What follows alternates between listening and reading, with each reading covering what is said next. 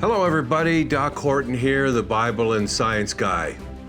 Speaking of Bible and science, this new coronavirus vaccine, if you take it, are you taking the mark of the beast?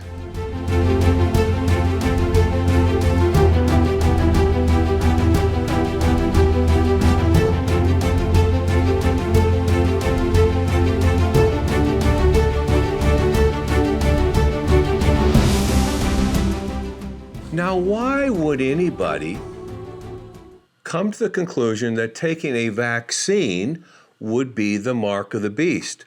Well, I think there's some good reasons why people think that. You see, there was a recent article in Health News, and it was titled this way: Will airlines require vaccine passports in 2021? You see, the point here is that they're going to force you to take this vaccine or you will not be able to fly. Or at least that's being proposed. And here the article goes on and gives us a few bullet points. And one is, the International Air Transportation Association is in the final stages of developing a digital COVID-19 vaccine passport for travelers. Now that is very interesting. Are they saying that if you don't have the vaccine, you don't fly, comply, or no fly? Wow. That's, by the way, that's a little jingle for the advertising agencies. Comply or don't fly. That won't do well in Montana. I'm not sure it'll do well in most of the Midwest. It's interesting. Just leaving that aside, just for a side note, and we'll come back to this, but it says that the travelers, even if you get the vaccine, travelers should expect to continue wearing masks and social distancing on flights even after getting immunized. I'm like, well, why in the world would I get immunized if I'm still going to have to wear the stupid mask?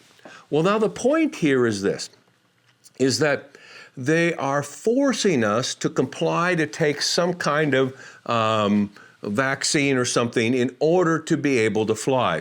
How does that fit into the mark of the beast? Well, in Revelation chapter 13, it describes the Antichrist as the beast, and it describes his religious worker, if you will, as the second beast. And speaking of the second beast, it says this in verse 16 of Revelation chapter 13.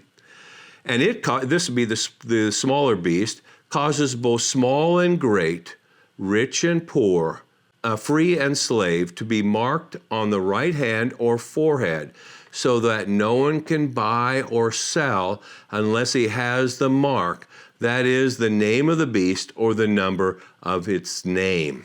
And so there will be a restriction on commerce that will require you to have the mark of the beast on your right hand or on your forehead.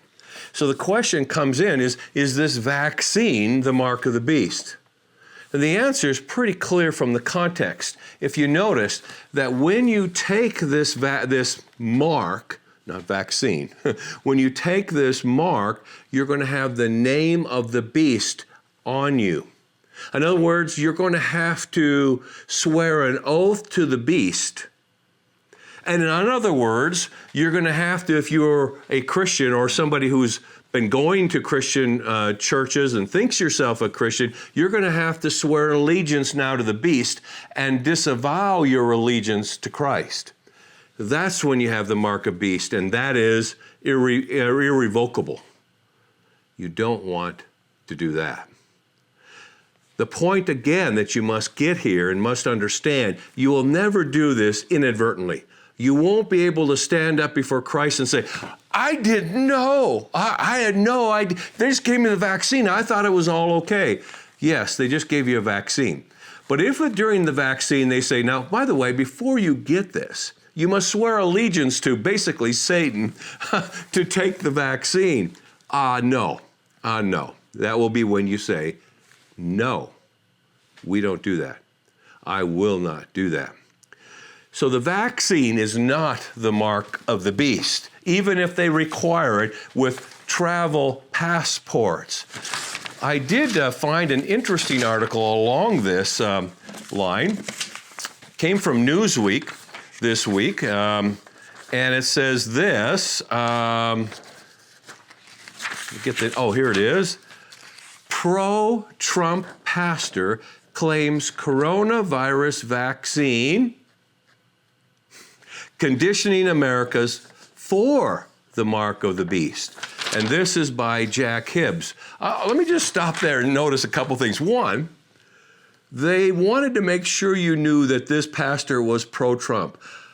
What's that got to do with the mark of the beast? I don't know, other than apparently they are targeting him and naming him as, he's one of those Trumpers, all right? That is interesting. But this pastor, Jack Hibbs, who was a supporter of President Trump, as I am, made a comment in a recent sermon that he believes the COVID-19 vaccine is a means of social control that will condition people to accepting the mark of the beast. And there's an aspect in which I would agree that if they, not in the sense of the vaccine, but if they kind of reward us for taking the vaccine by easing some things up, that does condition us to comply. Just like wearing the mask. I mean, if you just take your mask off somewhere in an airport or in a store and watch people's response, most people are kind of like, how do you get away with that? But there'll be a few in there going, hey, put that thing back on if you're going to be in here. Those people are the ones who really are the enforcers of this thing. Well, all this to say is the vaccine is not the mark of the beast. If you take it, you're not condemning your soul to hell. Okay, should a Christian take the vaccine?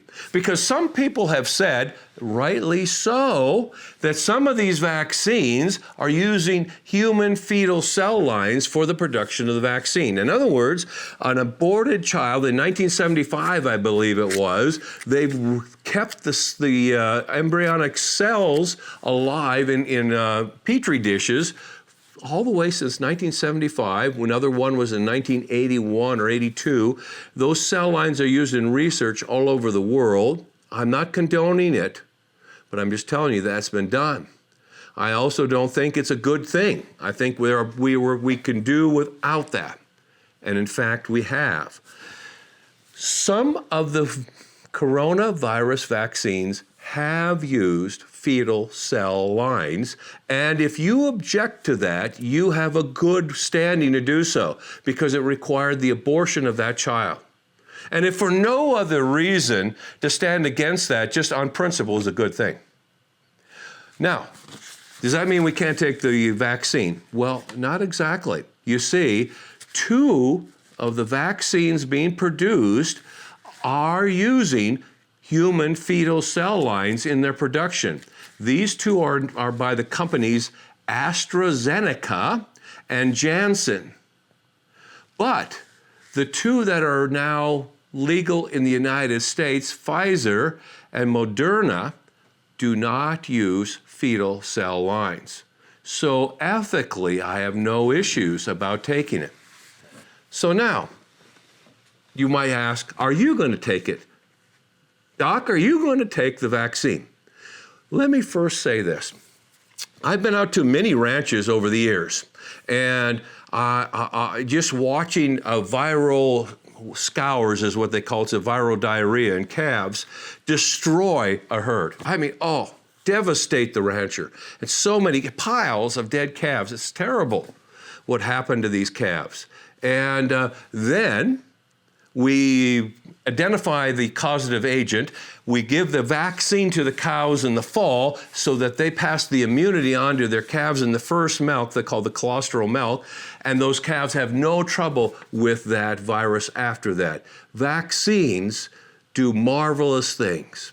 And they do prevent a lot of disease. And you could have a couple of calves in that herd that didn't get vaccinated, their cow didn't get vaccinated, but because there's so many others that are preventing the virus from replicating, they are somewhat protected, and that's what we call herd immunity.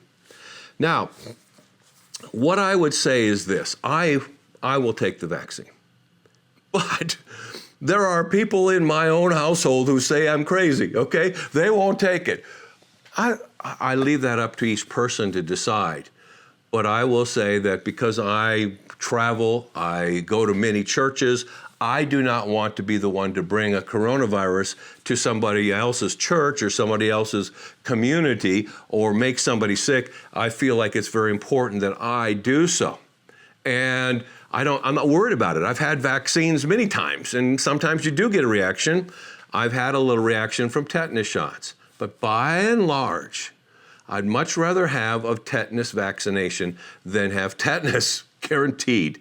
I would much rather my dog have a rabies shot than get rabies. I would rather get a corona vaccine shot than get coronavirus. That's my opinion. It is your opinion and your choice. All this to say, though, it is you will not be taking the mark of the beast if you take the corona vaccine. And if you use the two, Pfizer or Moderna vaccines, those do not use fetal tissue, so ethically that removes that barrier. I hope that helps you make some decisions on this very critical and interesting matter. God bless you. This is Doc Horton, the Bible and Science Guy.